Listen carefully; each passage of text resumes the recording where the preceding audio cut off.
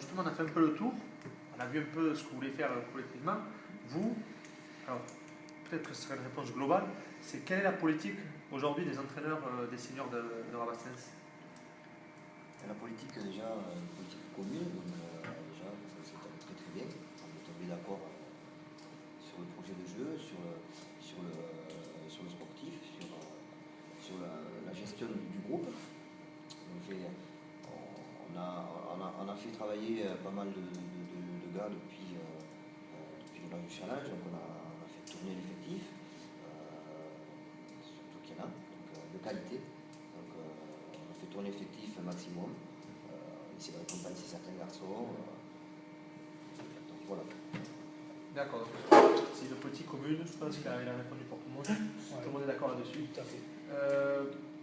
Comment vit le groupe senior aujourd'hui? Parce que, alors, on va pas rentrer dans les détails, on sait qu'il y a eu, on a discuté, on sait que vous avez des petits soucis d'effectifs, de licence, des petits problèmes de licence bloquée, tout ça.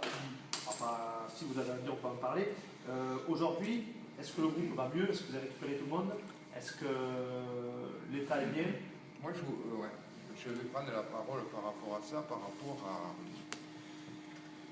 Au niveau où on est en 3e, 4e série, peu importe le niveau.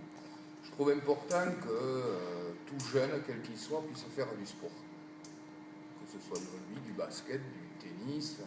Et je trouve dommage, vraiment dommage, que... Alors, bon, il faut des règles, c'est sûr qu'il faut des règles dans la vie, qu'à un moment donné, là je vais parler par rapport à des licences bloquées. Bon, on ne peut pas faire n'importe quoi, n'importe comment.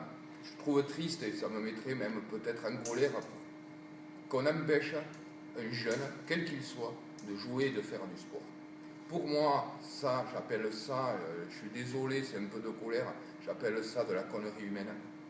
Parce qu'à un moment donné, on n'a pas le droit d'empêcher un jeune de faire du sport. Je pense qu'on est adulte et que ces jeunes-là sont adultes, qu'il y ait une rencontre humaine, qu'on respecte la décision qui a été prise par l'individu, stop. Et qu'à un moment donné, ça puisse se débloquer, pas pour le club, pour l'individu, pour le joueur. Et ça, c'est moi, je n'accepte pas ça. Et j'aimerais aussi que le comité, je ne sais pas s'ils vont le regarder ou s'ils vont l'entendre, entende ça, entende cette colère. On n'a pas le droit. Parce que je préfère, moi, voir un jeune faire du sport que passer son temps devant la PlayStation ou s'enfiler 4 joints dans la gueule. Voilà, c'était un peu le coup de gueule.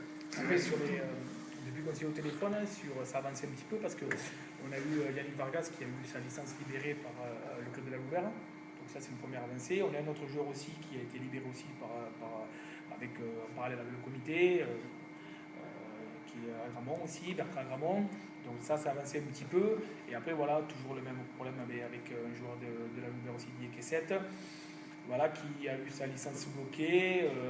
Après, là où je rejoins Gary, là où c'est un peu dommage, c'est que bon, voilà, le club de Louvain n'est pas en péril, il fonctionne bien, hein, ils ont une bonne baie, très bonne baie, une qui marche, qui sont premiers de poule.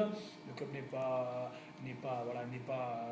en péril. Le comité a mis un petit peu de temps à prendre tout ça en compte, nous aussi peut-être un petit peu de notre côté au départ. Voilà, là il y a la commission qui se déroule le 26 novembre pour Didier. On espère que pour lui, même pour nous, mais surtout pour lui, que ça puisse se décanter cette histoire de licence et qu'il puisse maintenant obtenir sa licence. Alors ça c'est des bonnes nouvelles, c'est